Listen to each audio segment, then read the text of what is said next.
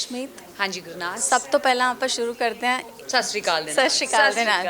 ਤੇ ਹੁਣ ਜਿਹੜਾ ਗਾਣਾ ਤੁਸੀਂ ਹਰ ਵੇਲੇ ਚੰਨਾ ਮੇਰਾ ਤੇਰੇ ਵੱਲ ਮੂੰਹ ਵੇ, ਹਰ ਵੇਲੇ ਚੰਨਾ ਮੇਰਾ ਤੇਰੇ ਵੱਲ ਮੂੰਹ ਵੇ, ਭੁੱਲਿਆਂ ਚ ਨਾ ਤੇਰਾ ਹਾਸਿਆਂ ਚ ਤੂੰ ਵੇ, ਹਾਸਿਆਂ ਚ ਤੂੰ ਵੇ, ਜਦੋਂ ਹੱਸਦੀਆਂ ਭੁਲੇਖਾ ਮੈਨੂੰ ਪੈਂਦਾ ਵੇ, ਹਾਸਿਆਂ ਚ ਤੂੰ ਹੱਸਦਾ, ਇਹਨਾਂ ਅੱਖੀਆਂ ਚ ਪਾਵਾਂ ਕਿਵੇਂ ਕਜਲਾ ਵੇ, ਅੱਖੀਆਂ ਚ ਤੂੰ ਵਸਦਾ। ਫੋਕ ਸਿੰਗਿੰਗ, ਫੋਕ ਮਿਊਜ਼ਿਕ, ਇਹ ਤੁਸੀਂ ਸ਼ੁਰੂ ਤੋਂ ਪਹਿਲੇ ਦਿਨ ਤੋਂ ਪਪੂਲਰਾਈਜ਼ ਕਰ ਰਹੇ ਹੋ, ਤੁਸੀਂ ਇਹਨੂੰ ਪ੍ਰਮੋਟ ਕਰ ਰਹੇ ਹੋ ਤੇ ਹੁਣ ਤੁਹਾਨੂੰ ਕੋਕ ਸਟੂਡੀਓ ਵਰਗੇ ਪਲੇਟਫਾਰਮ ਤੇ ਪਰਫਾਰਮ ਕਰਨ ਨੂੰ ਮਿਲਿਆ ਜੀ। Is it something like what you are already doing ਔਰ ਇਟਸ ਸਮਥਿੰਗ ਨਿਊ, ਕੁਝ ਨਵਾਂ ਹੈ? फोक म्यूज़िक मेरे वास्ते ओरिजिनल म्यूज़िक फोक म्यूज़िक है। I come from Punjab Delhi, but like I research a lot about music, ਤੇ ਸਭ ਤੋਂ ਜਿਹੜਾ ਦਿਲ ਤੇ ਲੱਗਦਾ ਉਹ ਫੋਕ ਮਿਊਜ਼ਿਕ ਹੈ। ਜਦੋਂ ਵੀ ਤੁਸੀਂ ਲੋਕ ਸੰਗੀਤ ਸੁਣੋਗੇ, ਕਿਉਂਕਿ that is very raw and pure and real, you know, so when you sing folk then it connects literally, you know, connects within seconds। ਜਦੋਂ ਵੀ ਤੁਸੀਂ ਕਿਤੇ ਵੀ ਸੁਣੋ, ਚਾਹੇ ਉਹ ਕਿਤੇ ਵੀ ਰੀਜਨ ਚੋ, ਕਿਸੇ ਵੀ ਭਾਰਤ ਦੇ ਕਿਸੇ ਵੀ ਰੀਜਨ ਚੋ।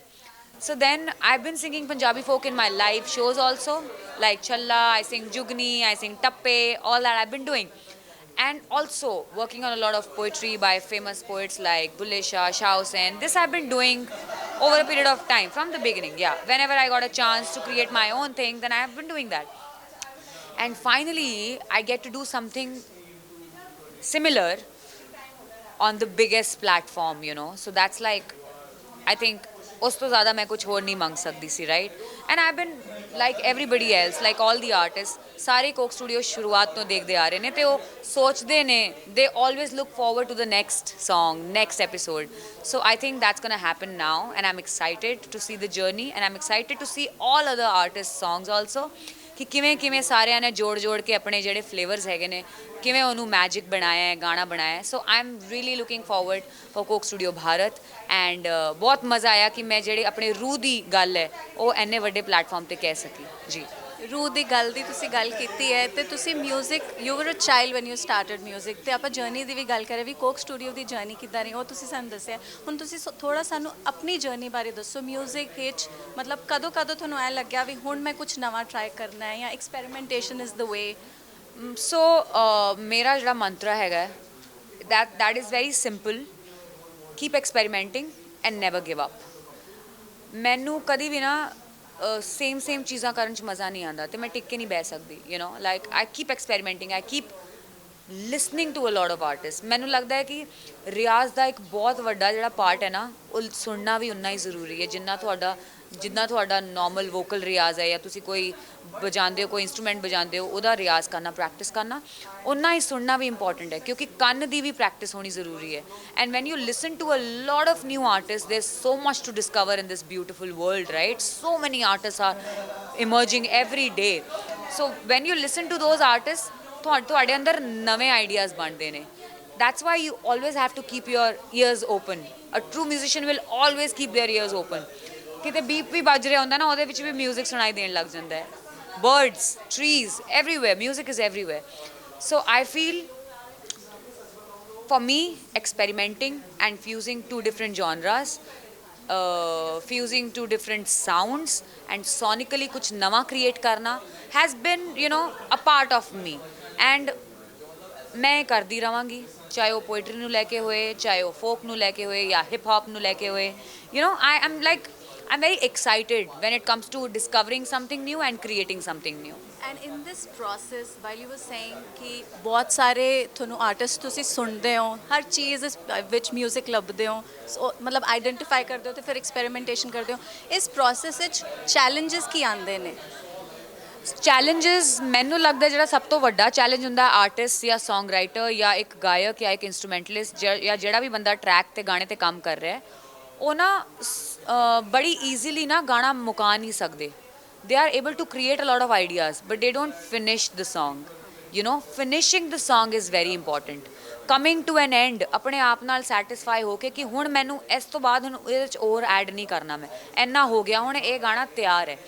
I think that's where a lot of people are struggling in life, all these artists and upcoming artists also, ਕਿ ਉਹਨਾਂ ਨੂੰ ਉਹ ਡੈਫੀਨੇਸ਼ਨ, ਉਹ ਪੁਆਇੰਟ ਨਹੀਂ ਮਿਲ ਪਾਉਂਦਾ ਜਿੱਥੇ ਉਹ ਸੋਚਦੇ ਕਿ ਓਕੇ ਨਾਓ ਇਟਸ ਡਨ, ਇਹ ਹੁਣ ਇੱਕ ਕਿ ਕੰਪਲੀਟ ਹੁਣ ਇਹ ਕੰਪਲੀਟ ਸਾਊਂਡ ਕਰ ਰਿਹਾ, ਕਿਉਂਕਿ they keep adding and then it becomes complicated.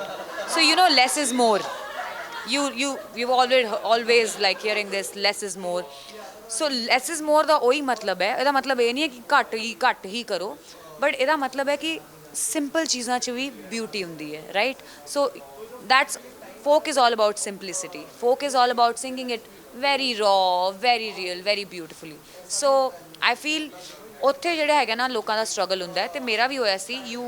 it takes time to come out of a phase and reach a certain point. You have to go through all those experiences ਤਾਂ ਹੀ ਤੁਸੀਂ ਕਿਤੇ ਪਹੁੰਚ ਪਾਉਂਦੇ ਹੋ, right? You keep filtering. Yeah, like writers have writer's block. Yeah, songwriters have, like everybody has a block when it comes to art, right? So I feel ਲੋਕਾਂ ਨੂੰ they should listen to more artists, of course, that's my first advice, and second is they should come to a conclusion fast ਕਿ ਇਹ ਗਾਣਾ ਹੁਣ ਇੰਨਾ ਤਿਆਰ ਹੈ, let's keep it simple, let's try with something simple instead of putting like some 100 things in it. That's why it's very important to collaborate. We were talking about experimentation. ਤੇ ਤੁਹਾਡੀ journey ਤੁਸੀਂ ਮਤਲਬ ਇੱਕ ਕੁਇਕ ਗਲਾਂਸ ਐਟ ਦ ਜਰਨੀ, ਜਦੋਂ ਤੁਹਾਨੂੰ ਲੱਗਿਆ ਕਿ ਇਹ ਮੇਰੇ ਬ੍ਰੇਕ ਥਰੂਜ਼ ਨੇ ਜਾਂ ਇਹ ਪੁਆਇੰਟਸ ਮੇਰੇ ਲਈ ਸਭ ਤੋਂ ਸਪੈਸ਼ਲ ਨੇ? ਮੈਂ ਗੁਰਬਾਣੀ ਸੰਗੀਤ ਤੋਂ ਸ਼ੁਰੂ ਕੀਤਾ। ਮੰਮਾ ਨੂੰ ਗਾਣ ਦਾ ਸ਼ੌਂਕ ਸੀਗਾ। nobody is a professional singer in my like in my house. Then later I figured out my nanny was singing in jago. So then I figured out, oh my god, ਨਾਨੀ ਵੀ ਗਾਉਂਦੀ ਹੈ, ਤੇ ਨਾਨੀ ਇੰਨੀ ਪਿੱਚ 'ਚ ਗਾਉਂਦੀ ਹੈ, ਉਹਨੂੰ ਕਿੰਨੇ ਭਜਨ ਆਉਂਦੇ ਨੇ, ਕਿੰਨੇ ਕੀਰਤਨ ਆਉਂਦਾ ਹੈ, ਕਿੰਨਾ ਗਾਣੇ ਆਉਂਦੇ ਨੇ, ਗਾਉਣ ਆਉਂਦੇ ਨੇ। So I was like, oh my god, I discovered that in one of the ਪਿੰਡ ਦਾ ਵਿਆਹ, and then I was like ਇੱਥੋਂ ਆਇਆ ਹੈ, ਇੱਥੋਂ ਆਇਆ ਹੈ, it's in the hereditary ਹੈਗੇ। The mom, and then mom was also singing, she's got a good vocal, and so she was very keen on learning, ਤੇ ਉਹਨਾਂ ਨੇ ਗੁਰਬਾਣੀ ਸਿੱਖਣਾ ਸ਼ੁਰੂ ਕੀਤਾ, ਤੇ ਨਾਲ ਉਹ ਮੈਨੂੰ ਨਾਲ ਲੈ ਕੇ ਜਾਂਦੀ ਸੀ। I was very small, I was in like 5 years old, and ਤੇ ਮੈਨੂੰ ਨਾਲ ਲੈ ਕੇ ਜਾਂਦੀ ਸੀ ਕਿ ਤੂੰ ਟਿਊਨ ਯਾਦ ਰੱਖੀ, ਕਿਉਂਕਿ ਮੈਂ ਭੁੱਲ ਜਾਣਾ। ਸਿੱਖਣ ਤਾਂ ਮੈਂ ਜਾ ਰਹੀ ਹਾਂ, ਬਟ ਤੂੰ ਟਿਊਨ ਯਾਦ ਰੱਖੀ, ਰਸਤੇ 'ਚ ਆਪਾਂ ਟਿਊਨ ਯਾਦ ਕਰਦੇ ਆਣਾ। ਫਿਰ ਦੈਨ ਗੁਰਦੁਆਰੇ 'ਚ ਗਾਇਆ। ਫਿਰ ਮੈਂ ਜਦੋਂ ਪਹਿਲੀ ਵਾਰੀ ਗੁਰਦੁਆਰੇ 'ਚ ਸ਼ਬਦ ਪੜ੍ਹਿਆ ਤੇ ਮੈਨੂੰ 100 ਰੁਪਏ ਮਿਲੇ। So I was like, wow, it's a good thing, because I didn't know at that point, you know, I was a kid, chocolate le lange, kar lange, but now you realize that people are really connecting with your voice, people are really connecting now that you become an artist, you have a responsibility to take it through, you know, to make it to the next generation ਕਿ ਉਹ ਕੀ ਸਿੱਖਦੇ ਨੇ ਤੁਹਾਡੇ ਗਾਣਿਆਂ ਤੋਂ, ਤੁਹਾਡੇ appearance ਤੋਂ, ਤੁਹਾਡੇ ਬੋਲਣੇ ਤੋਂ, right? So it's very important for an artist to take it as a responsibility. I keep saying this and I will keep saying it, ਕਿਉਂਕਿ ਆਰਟਿਸਟ ਨੂੰ ਲੱਗਦਾ ਨਾ ਕਿ ਆਪਾਂ ਹੁਣ ਆਰਟਿਸਟ ਬਣ ਗਿਆ ਤੇ ਹੁਣ ਢਿੱਲੇ ਹੋ ਗਿਆ, ਬਟ ਉਹ ਢਿੱਲੇ ਨਹੀਂ ਹੁੰਦੇ, ਉਹ ਹੋਰ ਕੱਸਣਾ ਪੈਂਦਾ ਆਪਣੇ ਆਪ ਨੂੰ। ਹੋਰ ਜਿੰਨੇ ਤੁਸੀਂ ਵੱਡੇ ਆਰਟਿਸਟ ਬਣਦੇ ਹੋ ਨਾ ਲਾਈਫ 'ਚ, ਉਨਾ ਹੀ ਤੁਹਾਨੂੰ ਹੋਰ ਜ਼ਿਆਦਾ ਮਿਹਨਤ ਕਰਨੀ ਪਏਗੀ। ਜਦੋਂ ਤੱਕ ਇਹ ਗੱਲ ਨਹੀਂ ਸਮਝ ਆਏਗੀ, then the downfall comes. It can be different for people, but I feel ਜਿੰਨੇ ਵੱਡੇ ਤੁਸੀਂ ਆਰਟਿਸਟ ਹੋ ਨਾ, ਉਨੀ ਵੱਡੀ ਤੁਹਾਡੀ ਆਵਾਜ਼ ਹੈ, ਉਨੀ ਜ਼ਿੰਦਗੀਆਂ ਤੁਸੀਂ ਚੇਂਜ ਕਰ ਸਕਦੇ ਹੋ। then why not? You're here for a reason, right? So do it. And ਉਨੀ ਵੱਡੀ ਤੁਹਾਡੀ ਰਿਸਪੌਂਸਿਬਿਲਿਟੀ ਹੈ। ਐਜ਼ ਵੀ ਰੈਪ ਅਪ ਦਿਸ ਕਨਵਰਸੇਸ਼ਨ, ਤੁਸੀਂ ਬੀਇੰਗ ਅ ਪੰਜਾਬੀ, ਤੁਹਾਨੂੰ ਕੀ ਲੱਗਦਾ ਵੀ ਤੁਹਾਡੀ ਪੰਜਾਬ ਵੱਲ ਕੀ ਰਿਸਪੌਂਸਿਬਿਲਿਟੀ ਹੈ? ਪੰਜਾਬ ਵੱਲ ਮੇਰੀ ਇਹ ਰਿਸਪੌਂਸਿਬਿਲਿਟੀ ਹੈ ਕਿ not just ਪੰਜਾਬ but ਪੂਰੇ ਇੰਡੀਆ, ਮੈਂ ਕਹਾਂਗੀ ਕਿ I want to be global, you know, and I will, Punjab ਵੱਲ ਮੇਰੀ ਇਹ ਰਿਸਪੌਂਸਿਬਿਲਿਟੀ ਹੈ, ਜਿਵੇਂ ਬਾਜੇ ਸਿੱਟਾਂ ਨੂੰ ਇੱਕ ਨਵਾਂ ਫਲੇਵਰ ਦੇ ਕੇ ਆਪਾਂ ਉਹਨੂੰ ਪੂਰੇ ਗਲੋਬਲ ਹਿੱਟ ਬਣਾਤਾ, ਐਵੇਂ ਹੀ ਮੈਂ ਆਪਣੇ ਜਿਹੜਾ ਮੇਰਾ ਕਲਚਰ, ਜਿਹੜਾ ਫਲੇਵਰ ਹੈ, ਉਹਨੂੰ ਮੈਂ ਕਦੇ ਨਾ ਭੁੱਲਾਂ, ਆਪਣੀ ਰੂਟਸ ਨਾਲ ਜੁੜੀ ਰਹਾਂ ਤੇ ਉਹਨੂੰ ਗਲੋਬਲ ਲੈਵਲ ਤੇ hit kara. Instead of just being an Indian artist, I want to be global. That's why I have all these, you know, different looks, because I'm very inspired by Beyonce, I'm very inspired by Doja Cat, I'm very inspired by Celine Dion, मतलब किन्ने लोग ने, but Punjabi at heart, Punjabi rahega. So with that, and then adding, so keep adding, and then keep becoming better, keep growing, keep learning, and keep becoming, you know, the best. Yeah. Hanji. We wish you all the best for But this stay grounded growth. and stay grateful. Yes. My hashtag is har vele shukar. ਹਰ ਵੇਲੇ ਸ਼ੁਕਰ, and ਸਾਡੇ ਵੱਲੋਂ ਤੁਹਾਨੂੰ ਬਹੁਤ ਸਾਰੀ best wishes Thank you. To reach where you aim to.